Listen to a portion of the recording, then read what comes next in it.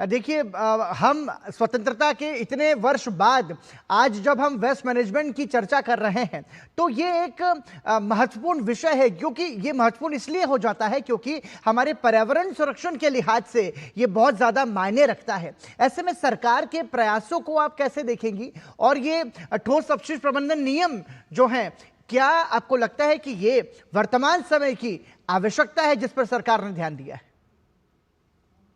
पराक्रम, मैं ये कहना चाहूंगी कि ये एक जो रणनीति है सरकार की सॉलिड वेस्ट मैनेजमेंट जी। पर, उसका एक बहुत ही बड़ा परिवर्तन आता है इससे। और एक तरह से इसे एक छलांग माना जाएगा, क्योंकि मैं केवल इसको केवल कचरा प्रबंधन की तरह नहीं देख रही। जी। मैं देख रही हूँ जो हमारी अंतर्राष्ट्रीय प्रतिबद्धताएं हैं, COP26 में जो हमारे पर्यावरण संबंधित लक्ष्य हैं, नेट जीरो टारगेट्स वगैरह, उनसे ये बहुत जुड़ा हुआ है, बहुत ही महत्वपूर्ण भूमिका रहेगी।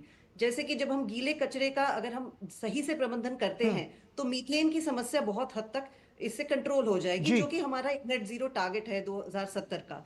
साथ में जब हम लैंडफिल की बात कर रहे हैं, वो भी इन सब से जुड़ा हुआ है, क्योंकि आपका जो कार्बन उत्सर्जन है, इन सब पे आपके जो नेट जीरो गोल्स हैं, कार्बन सिक्वेस्ट्रेशन गोल्स हैं, उनसे जुड़ा हुआ है। साथ में जो भारत का लाइफ मिशन है, जिससे हम बात करते हैं सस्टेनेबल एनवायरनमेंट की, उससे भी ये सब जुड़ा हुआ है। जैसे कि हम कह रहे हैं सर्कुलर इकोनॉमी, हमारा हम्म। अभी जो हमने सबमिट भी किए हैं अपने INDCs क्लाइमेट को लेकर, उसमें भी हमने बोला है कि हम circular economy, waste to wealth में बहुत काम करना चाहते जी। हैं। तो इसमें इस नियम का बहुत बड़ा रोल रहेगा। जैसे कि इसमें है कि कचरे का आप यूज करेंगे, रिसाइकल करेंगे ब्रिक्स बनाने के लिए, सीमेंट इंडस्ट्री में कोयले की जगह तो आप कोयले को भी रिप्लेस कर रहे हैं। और वेस्ट टू वेल्थ जो आपने कहा भी है, कचरे से कंचन की तरफ हम जा रहे हैं। तो एक बहुत बड़ा एक शिफ्ट है, परिवर्तन है। पहले था कि बस कचरा एकत्र कीजिए और वो लैंडफिल में जाके डंप हो जाता था। जी।